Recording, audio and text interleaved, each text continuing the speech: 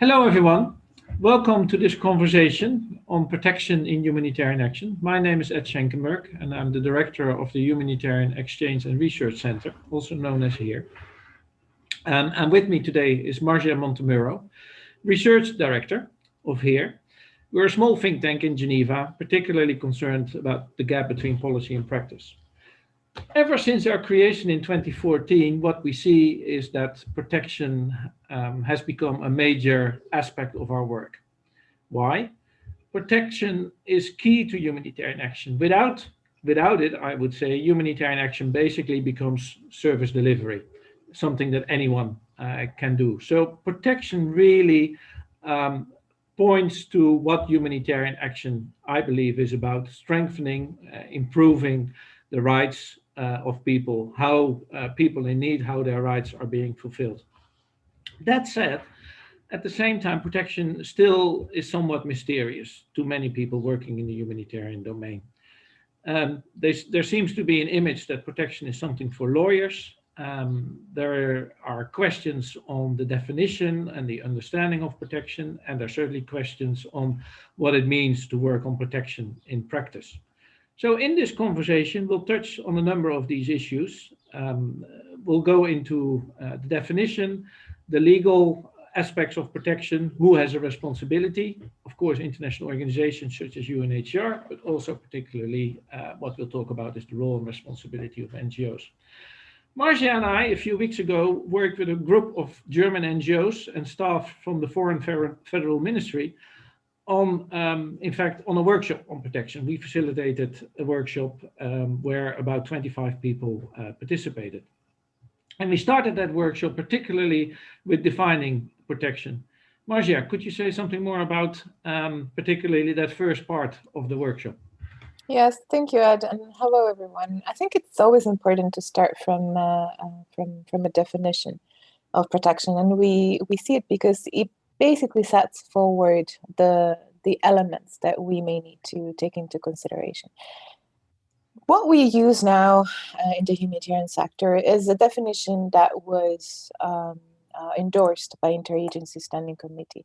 And he highlights indeed a number of factors. So it defines protection as all activities aimed at ensuring full respect for the rights of the individual in accordance with the letter and the spirit of the relevant bodies of law. And for the bodies of law, it's of course referring to human rights law, humanitarian law, and refugee law. It's important to highlight these elements because it also then, I think, Ed, goes back to the point that you just raised, that sometimes we think of protection as a very specialized field. But because indeed it refers to the bodies of law. But at the same time, I think it's important to realize that we can really see protection in many different ways. Of course, it can be an activity, it can be something that it's specific to staff with a specialized background who have really dedicated their studies to understanding the different provisions set forth in these different bodies of law. But I think it's also interesting to see how we can add two other dimensions to it so that it really shows that we can all play a role when it comes to protection, because we can also see it as a protection as an approach. So it's really a way of understanding all the different dimensions of humanitarian action. Or it could also be seen as an outcome. So it's about the expected changes in the behavior, the knowledge, the policy or practice of those who have a responsibility. So the so-called duty bearers and other relevant stakeholders, which is really interesting because, as you were saying, Ed, earlier, of course, there's a number of actors that have a specific mandate to protect. But of course, there's also other actors like NGOs that are so-called non-mandated or self-mandated. But maybe, Ed, I think it would be interesting to see, because when we talk about those who have a specific mandate, and we refer to refugee law, of course, the first actor that comes to mind is UNHCR. And I know that you've been doing a lot of work recently on UNHCR and trying to look at their role in refugee protection. So maybe you have a little bit to say, both in terms of the role of UNHCR, but also how this definition has helped or not over time in ensuring that the rights of the people we serve are indeed upheld. Right. So exactly as you said, um, clearly humanitarian organizations and the people working with or for humanitarian organizations don't need to be lawyers. That said, they also, I mean, some of the basic legal underpinnings, I think, help also in a way.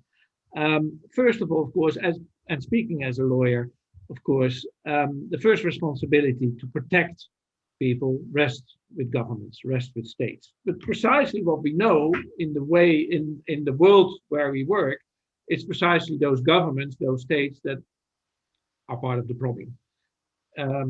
They should also be part of the solution, but in too many cases we know that is still wishful thinking. So in that sense, exactly then, there's a number of humanitarian organizations, international organizations that have received a mandate from the international community, and that mandate is laid down in various treaties to protect certain categories of people. Well, very well known, of course, exactly and relevant to this conversation is UNHCR, which particularly, of course, has this responsibility for refugees. And then it's actually quite interesting to go back to some of the original texts, even something I did today. So UNHCR in the convention relating to the status of refugees, that goes back to 1951, but is still, if you like, the cornerstone of refugee law, has the responsibility to supervise the application of the convention. And actually, I was even surprised myself when I went back to the statute of UNHCR. It also has been adopted by the UN at the same time when the convention came into force, so to speak. That text literally says the High Commissioner shall provide for the protection of refugees falling under the competence of his office by promoting the conclusion and ratification of international conventions, like the Refugee Convention and further instruments, and we're going to talk about that more, and supervising their application. So in fact, UNHCR has the role and responsibility to supervise how states are implementing their obligations under the Refugee Convention as such. Now, of course, we know that this is a particular daunting task if you look at the state of the world's refugees and the way they are protected. It's interesting also to know actually that a Dutch researcher recently did her PhD on the supervisory role of UNHCR, and she came up with an interesting conclusion, I thought. Evelien Roemberg, her name is, and she said, in fact, one of the reasons why UNHCR is not particularly well fit at the moment to play this supervisory role is, in fact, it has too much focus on the delivery of humanitarian assistance. So in a way, it's too operational, and precisely these operations can be done by other organizations, of course, including many NGOs. So UNHCR, in fact, should be more the standard bearer, so to speak, should be the guardian when it comes to the protection of refugees. Now, of course, it's true also there that UNHCR, as for everything, of course, related to the UN, UNHCR is only as strong as the member states want it to be as such. So clearly, it's limited in that role, also because exactly for its resources, its finances, it's very dependent on governments for being present in countries. I mean, on the basis of the Refugee Convention, it can say, well, actually, we have the mandate for refugees. But when it concerns internally displaced people, in fact, UNHCR does not have a mandate. There is not an international mandate as such. It has to a certain degree, a responsibility, but then precisely it is dependent on governments for actually delivering on that responsibility. So you'll see the instruments are there. Legal texts, in fact, are very, very clear on it. But as we know, also at the same time, their major issues when it comes to implementing, so to speak, that protection mandate. Certainly, in the case of UNHCR. Now, what they have done, of course, especially in recent years, is that they have worked on, if you like, new tools or new policies to improve the state of protection of refugees. The question, I think, Marzia, and I know you particularly have done work on the Global Compact for Refugees and the Comprehensive Refugee Response Framework and all these tools. An interesting question, I suppose, to discuss is, whether these new tools, in addition, in fact, to what we already had in international law, do these tools help in terms of protecting, in this case, refugees? Or what do you think? Because you could also say, actually, perhaps they're watering down what we already had in terms of the obligations of states towards refugees.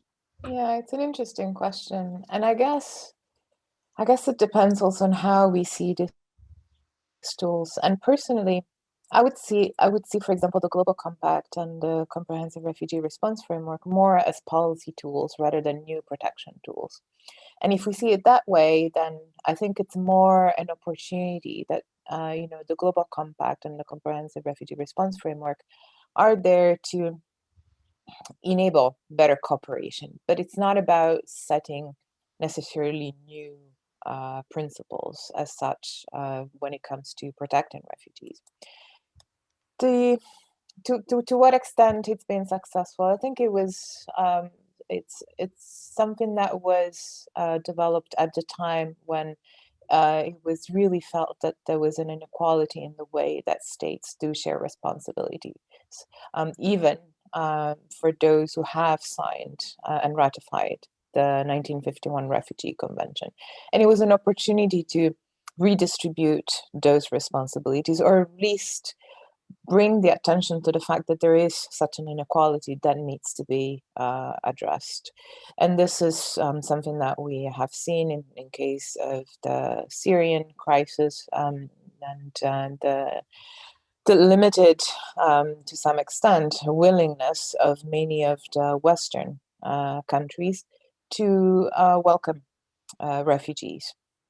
And so I think that was very much the idea. And the fact, I think it's also bringing the attention that when it comes to solutions, it's not just about one actor, but it's really about the coordination and the building and the synergies of many different actors with many different mandates and roles in society that can help bring solutions about to a refugee crisis.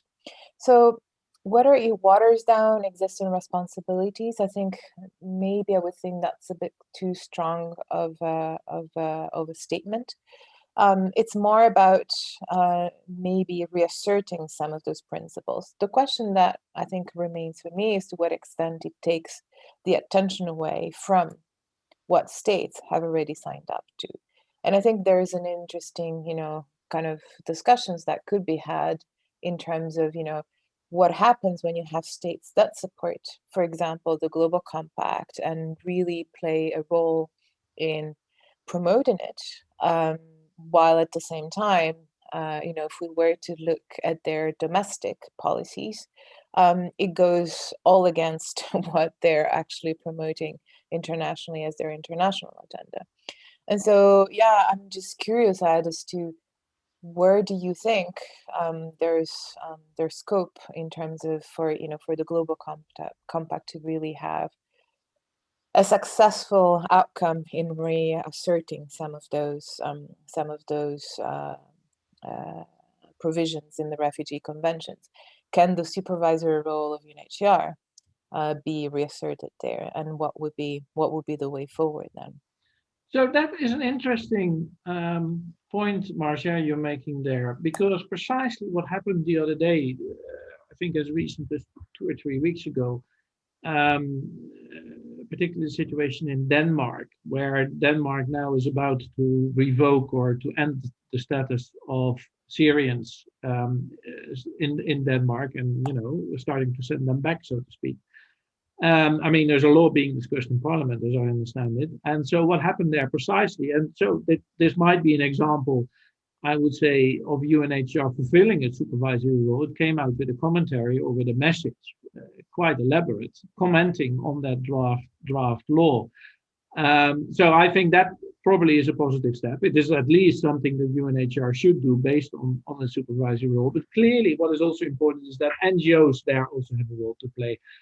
And the NGO protection role particularly lies then in the fact, in terms of their advocacy responsibility, so to speak, reminding states and perhaps also at times UNHCR of what they have signed up to. I mean, NGOs didn't make those laws, states did. So, it's exactly that they apparently need to be reminded of what they signed up to. Well, as I said, fortunately, in this case, UNHCR at least is in the Danish case, sort of speaking out. I think it's important that NGOs add to this or even reinforce it as such. So I think that is very important. The interesting question, and of course, particularly in terms of speaking out, NGOs raising their voices, what will happen in terms of our presence or in terms of our funding? And I find that question, sure, of course, it is a consideration, but I think the risks or the danger involved in it are often exaggerated, to be honest. We know what repressive regimes think of humanitarian action in general. And we know how they look at human rights, particularly. So in that sense, of course, particularly working on protection brings a certain risk with it. But that is part of humanitarian action. That is part of our role as NGOs in terms of defending and promoting those rights. It doesn't come for free, so to speak. It involves a certain level of risk, but that is exactly, I think, what one has to assume. So I think this issue around speaking out and so on often is, as I said, I find it relatively exaggerated, and as because the downside of the flip side of it is that in fact we stay silent, and that risks even that in fact may lead to a worse situation in terms of a certain level of complicity, so to speak. And there I think you and I saw something very interesting also in relation in the work we did with the German NGOs, and I've also seen it in other situations. So what we see, I think you saw also very much in your work in Myanmar, what we see is precisely those regimes that are repressive, that violate their international obligations, so to speak, when it comes to human rights. What we see is that NGOs start focusing on the more technocratic side of their work, on the technical aspects of their work. So they zoom in on, I would say, nitty-gritty detailed stuff. Sure, of course, safe spaces for children to play are important, but I thought the review of the whole of system when it came to on protection, this was done in 2015 as such, also very much in relation to UNHCR's role. I thought they put it very well in the sense of working on child-friendly spaces in Syria while barrel bombs are dropped from the sky. It doesn't make sense in the sense that, sure, of course, as I said, these children deserve safe spaces, but you can't create those safe spaces if you're not looking actually at those barrel bombs, if you see what I mean. And precisely that, the bigger picture is I think we more and more see ignored, or we don't see NGOs being probably they are concerned about it, but also probably they see it as things above their head. And I find that a very serious issue, because it's precisely again that we cannot stop really those barrel bombs, so to speak, that are thrown out of helicopters and so on. But we do need to remind states all the time, as I said, what they signed up to, and in that sense, in particular, of course, under international law and international humanitarian law, there are violations as such. So I think this advocacy role, I would say even obligation, a moral obligation that NGOs have, is absolutely key in terms of fulfilling their protection role. Now, that of course is an interesting discussion to continue as such. Um, Marzia, you and I have also there worked, particularly as I said, with the German NGOs, trying to give them concrete tools and so on. Um, Probably there's also something that you and I can do vis-a-vis government representatives, including donor government representatives. Sometimes we have the feeling that their knowledge, for instance, here in Geneva, their knowledge on these issues related to protection, for instance, well, there's room for improvement, shall we say? So in that sense, I think there's still work to do for us. Um, if you have I any agree. further suggestions at this time, what particularly we should do, I think that would be great. But Yeah. yeah, certainly, I think you and I have a role to play. Yeah, I agree, Ed. And I think one of the takeaways from the training workshop we had with the German NGOs, I think it's this idea that maybe there's a need to demystify the definition of protection in terms of its rooting into the legal frameworks. And I feel that sometimes because we really focus on protection as an activity and the fact that, ooh, well, I'm not a lawyer, I'm not going to be able to understand those provisions, then we lose track of, understanding protection as an approach or as an outcome, which may help us actually in all of those difficult situations where we may find ourselves, where we believe that there is actually a tension in terms of, how we interpret, for example, the humanitarian imperative. And sometimes we may interpret it only as, okay, well, this is happening, there's probably discrimination happening at the same time, but we have a duty to assist. And so there is a clear tensions in many contexts between the protection role that humanitarian actors can fulfill and their assistance role. But again, it's a bit of a false dichotomy, a false tension.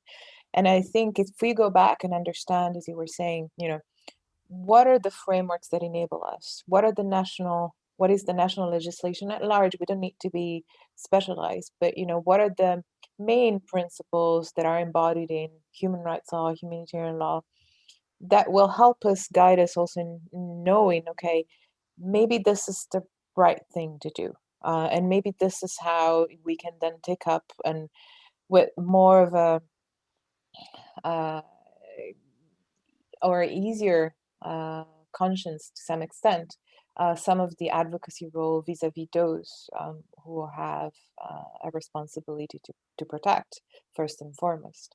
And so I think in that case, there's definitely a role for anybody who may want to continue help demystifying, I think, protection as a very specialized field, because it's for all of us to understand what framework we're working within and what role do we play, so that the assistance element of our work is not pitted against our protection role, but it's reinforced by it. And I think that's where I would see, I think, our role going forward, and I would be very Right. happy to contribute. Right. No, exactly. I think we have a more than enough opportunity. Well, there's certainly, as we said, there's a need for continuing the work on this. Fortunately, I would say there are a range of opportunities to do so. So we'll keep it at this for now. I'm sure we'll continue the conversation with the partners that we have as here, with other organizations and so on. Thank you, Marzia, for this conversation. Thank you, Ed. Protection always focuses minds, and yeah, I certainly hope that this conversation will also be of interest to those who listened to it. Thank you very much. Thank you. Bye, everyone.